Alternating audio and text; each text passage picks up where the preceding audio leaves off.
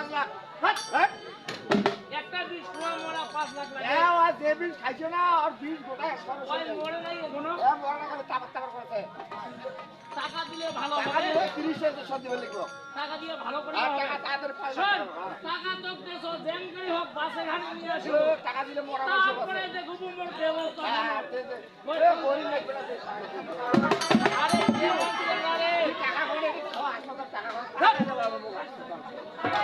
আরে কেমন এই বিশাল ও তো পাশে পাশে সব দেখো তো কি করে আবার গেছি শুরু করেছে না শুরু করে দেবো